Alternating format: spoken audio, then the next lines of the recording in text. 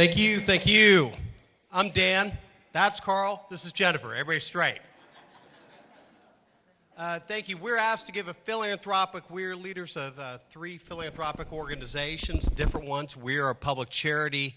Jennifer leads the North Carolina Community Foundation, and Karl leads a hospital conversion foundation that does business in both the Commonwealth of Virginia and state of North Carolina. 3 points before we respond. One is that we are 3 philanthropies, but we're certainly not the only philanthropies interested in this topic. You see today the sponsors of the James B. Duke Endowment, the Duke Energy Foundation, the Anonymous Trust, the Blue Cross Blue Shield Foundation, and others that have contributed toward this event, and we're grateful for their partnership. The second thing is I will tell you is that North Carolina's rurality and urbanity is a little bit different than other states, right? For those of you who come from other places, know that our rural communities are a lot closer in proximity to urban areas and to each other than in many other places due to how we were settled in our history. So it's a little bit, in some ways, easier for us to do that. And third is that a lot of us who work in education funding and with governments know that sometimes this kind of rural-urban collaboration is toughened a little bit by the fact that our school districts are still at the county level and sometimes sub-county level and so forth. And so this regionalism and this reaching across boundaries can be challenging. So I wanted to kick it off to my colleagues to ask them. We've heard 5 stories about this attempt to reach across individual communities. And I just wondered, Karl, maybe I'll start with you, since you've traveled the furthest, to tell us a little bit about what was your reaction to any of this, or any thought you might have on listening to those 5 stories. Well, they're very inspiring stories, and I've been in philanthropy for over 40 years. And one of the things I've learned is you have to start where communities are rather than where you as a funder want them to be. And what we had here were 5 examples of communities that are very aware of where they're starting, but they also have a vision of where they're going in specific areas. And just like we've heard from a number of great speakers today, communities that are without hope shall not prosper. We heard 5 great stories about how you create hope in tough places. How about you, Jennifer? Well, what I heard was people who were invested in the future of their community. They had a personal stake in it. They had a vision for it. They were bold about where they were going. And I think that philanthropy is a perfect partner in those pieces, especially when we're talking about community foundations. I'm going to sell us, but community foundations are about people coming together for solutions in their own communities, and that's what I heard. Right. I think the theme was, I was appreciative of the diversity of the community, not only the communities themselves, but of the types of things that they were trying to do. And I think that's the wonderful thing about our state is the diversity. And if you try to impose a cookie-cutter model on something I've found as working in the space for 10 years, it's a challenge. Jennifer, what kind of advice would you give them? You've heard kind of their creation stories. Now, what kind of advice would you give them as they're looking for partners to help them further this work and get to the outcomes they seek? Well, I think, and I think, Karl, you've said this a little bit, but bringing funders and philanthropy to the table at the beginning and not waiting to the end. Bringing and getting folks excited about the vision at the beginning is critically important. I think the other piece is that in rural communities, we need to see each other as both donors and beneficiaries. So we don't just look for other people to bring those dollars in. Each one of us in that community is a donor, and we need to see each other as a donor. Well, Karl, what are your thoughts on that? So 13 years ago, I moved from Minnesota to Danville, Virginia, just up the road. And it was kind of coming home for me because I'm originally from Statesville. But part of what was interesting was communities have a problem of they become blind to their assets and they become focused on their shortcomings. And their shortcomings are often in comparison to some urban center. Growing up kind of midway between Charlotte and Winston-Salem, it was a lot of, well, I wish we had. And part of what I think is really important to engage funder partners with around is this notion of, so these are our assets. We come with an asset approach to the transformation of our community rather than with a liability. There are not very many funders these days that are interested in hearing how bad things are. They want to hear how you are going to create change in your place and what is the change you want to create. So that's the way I'd build the conversation. Great. So I think for my part, well, let me ask you this question. So you're the only native. I mean, you're the only one who doesn't live here now, but you're the only native on this panel. Jennifer, I believe you're from Florida. Is that right? Mm-hmm. I'm from Ohio. I'm one of the 173,102 native-born Ohioans who now call the great state of North Carolina home. Got here as fast as I could. It seems to me when I moved here about 20-some years ago, the state, when I met people from urban, who lived in Raleigh or Charlotte, wherever, they often had moved from rural areas of North Carolina. So they had an appreciation. There was a connection between people. Like I see my friend Kevin Howe came from Shelby, in Cleveland County, here to Raleigh to be very successful. It was the people like that who I met. But now there's so many of us. About half of the adults in this state were born outside the borders. How do you think we can have this relatability and see what a theme of this is to see that we have kind of this interconnectedness and this purposefulness of interaction that benefits all of us? How would you describe that, Jennifer? Well, I think in looking at North Carolina as North Carolina, it's not just one area or one community around it. I think, I've lived here about the same amount of time that you have. This is where I raised my daughter. This is my home. And I think I see North Carolina, I get to travel all over this great state, but I see North Carolina as a broader picture instead of just Raleigh or a rural urban area. Well, let me get your take on that, Karl. So going forward, if North Carolina is to prosper, as we've heard today, then all of North Carolina needs to prosper. And so one of the things that's interesting to me, I've lived in 6 different states. I've worked in every state in the union. And there are places that see themselves as part of a whole, and there are places that see themselves as quite disconnected. When I grew up here, this was a connected state. We might not like the people from Mooresville. We played them in football. I used to have this theory that anybody you played in football, you came to dislike and distrust. But the reality is that we were in it together. And I think if the state is to prosper again, this sense of the commonwealth has to be encouraged, nurtured, and brought back to fruition. Let me push on that a little bit because I'm not quite sold. You're from Ohio. Well, yeah. But when I explain to people, what I do, and like you, Jennifer, we travel state, and maybe we're the rule, but I'm worried we're the exception to this rule, this kind of concern for the common good.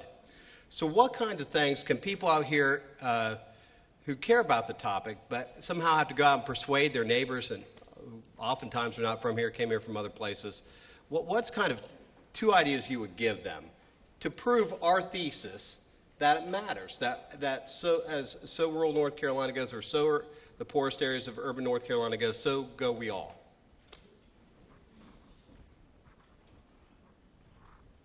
So Karl, I meant to say Karl. Yes, go ahead. So 2 ideas. One is if North Carolinians don't think that everybody is getting a good education, all children are getting a good education, then it drives the division. So I'd start with a fundamental like education. I would also, North Carolina's community college system, for example, is a model to the world. I would argue even more so than its university system. But how you get everybody to see their connection to that, I think is the real challenge. So I would pick some real core issues like education, like healthcare, like broadband, like transportation, and work hard to see that there is, in fact, equity of access for everyone in the state. Jennifer, how about you? I thought that was great. It was great. I think to me, it's around thinking, it's thinking about philanthropy differently. When you think about someone coming in and bringing you dollars into your community, that's not where we're going with philanthropy any longer. The community needs to make those decisions for itself about how they're going to spend that money, how those assets get developed, what those assets are in the community. And when you have funders who are coming in and providing those dollars or giving those dollars locally, it's not effective unless the community has come together to make a decision about how it needs to be spent and what those priorities are. And I think you can provide lots of examples about communities who have thrived with those. Yeah, I think I answer the question in two ways myself. One is I belong to a fairly large church in the urban area, and I tell these people, well, these people wherever they are, we have to help them be the people who God created them to be. We have to help them be the knowledge, talent, skill, because I don't know if the cure for cancer is going to come from a kid from Maysville or a kid from Raleigh. I don't know if it's going to come from a kid from Ahoskie or a kid from Charlotte. But damn it, we're going to do something about it to give all these kids who God made something to do. That, period, paragraph, right? Can I get an amen? I know there are preachers here. So, but the second thing I think in terms of this is about this. I'll just end there. So let's get back to this idea of the philanthropic community response. When you heard the messages, and I'm kind of listening to it with the funder's ear, about what could I tell them to do, what's their next step? How would you make this a little bit better? Since some of them, believe me, some of them have already been to see me to get some money. We've invested millions of dollars in some of their projects, and it's working out well. So we need to keep an eye on that. But I'm interested in what was missing, maybe. Did you hear anything that was missing? Good question. Two things. One, if the community's not investing, don't expect a philanthropy to invest. And so the community may well be investing in all 5 of those ideas. I would lead with, this is what Yes. we're investing, and we need your help to get to the next level. The second thing I would say is all the big investments that I've had a chance to be part of over my career have been about 3 criteria: need, opportunity, and impact. And too often people come in just talking about need. Yes. If you can't talk about need, opportunity, and impact, your chances in a highly competitive world are not good. So ahead of time, figure out how you see the need, how you see the opportunity, and how you're going to observe, and how you want the funder to observe the impact. And who are the other partners in it? I mean, it's broader than this. So who are the other partners in this, and where does it impact in a broader way? Right, and I think, too, one thing we look for is the competence in the area of the work. Yeah. You could see a gap, and you say, oh, my nonprofit or my agency has concerned about what's happening to these particular, senior citizens or young or what have you. But if you don't have the competence to do, the experience in doing it, we're not sure if we're going to want you to learn on our dime. Yep. Or on our dollars. So that's, I think, my sense of it as well. And obviously they had a short period of time there. I also wondered what kind of metrics you look for. I mean, that's a big, we have collaborative impact, that's a big buzzword right now, and also kind of metric-driven decision-making. How's that affecting the work as you see it in our philanthropic industry? I think for community foundations, community foundations are made up of individuals who are making decisions about funding. So it really, it depends on that person and on that family or on that organization. I think one of the things I was thinking about when you were saying that is around doing some research or having some information about the funders that you're going to. Yes. And what funder makes sense for what you're doing. I don't make any decisions at all about dollars. They are all made by our fund holders and donors. So knowing that and knowing who you're talking to and whether it's the Duke Endowment who has specific criteria and funding or where it is, knowing that before you go in and having that information. Little dollars, measurement's less important. Mm-hmm.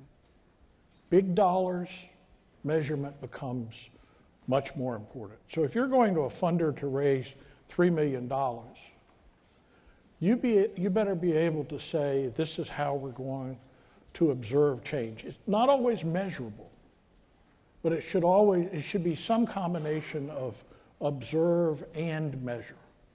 And it helps to really drive, everybody has to make tough decisions.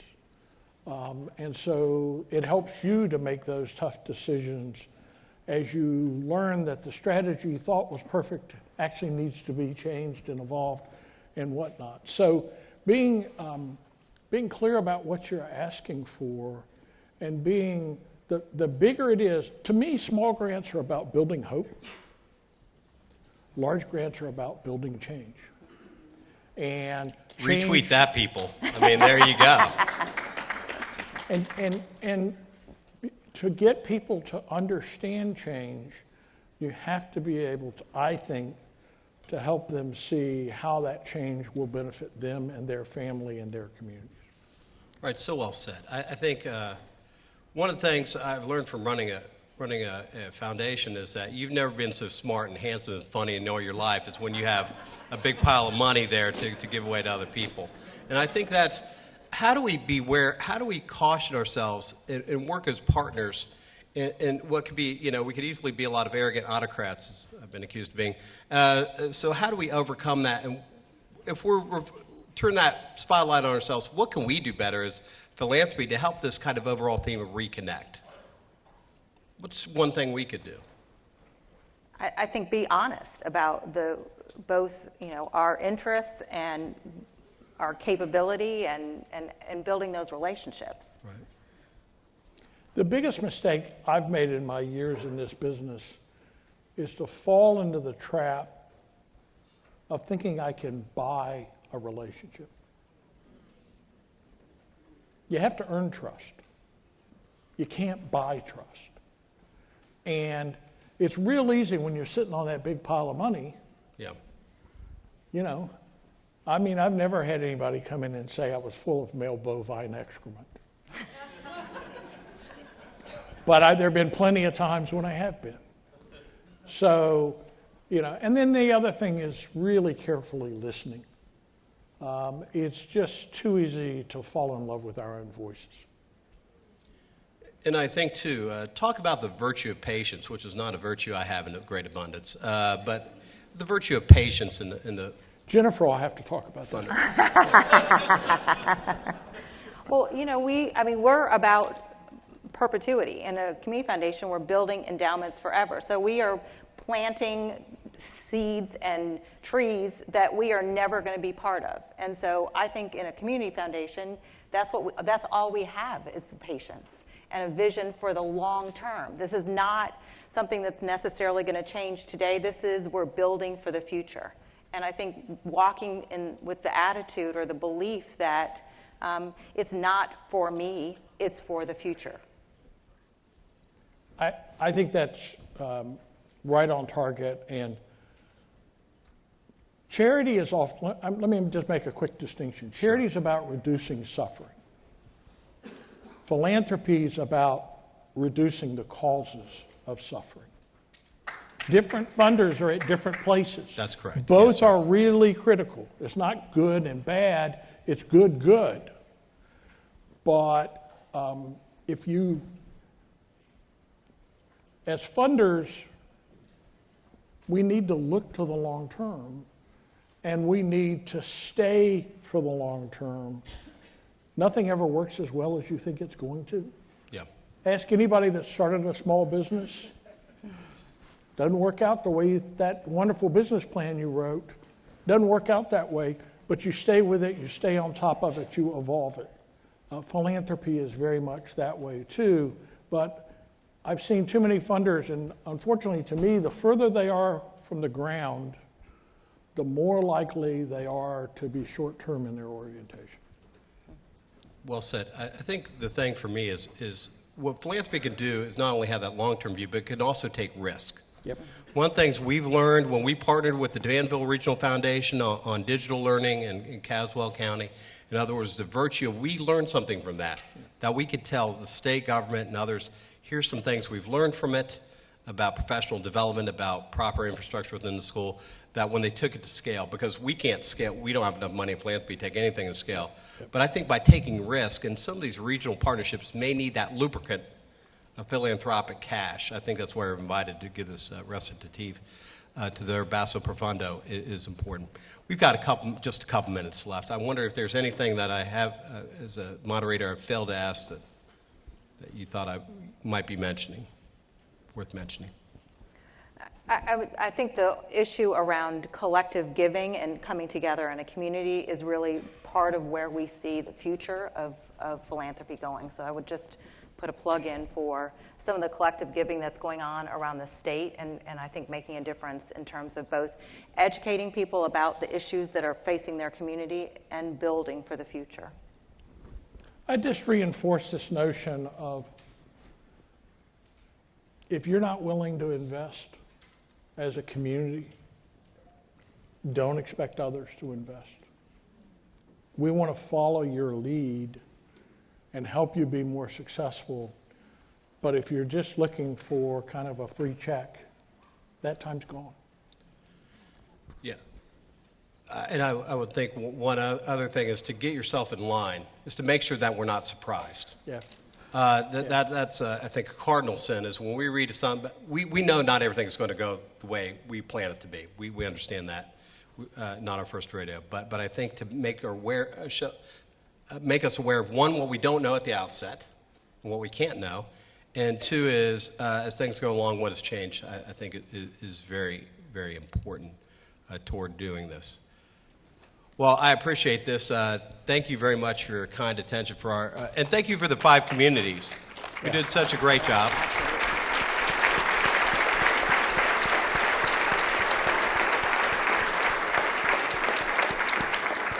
I think I speak for all of us. I certainly speak for myself. I drive about 45,000 miles within the borders of the state every year.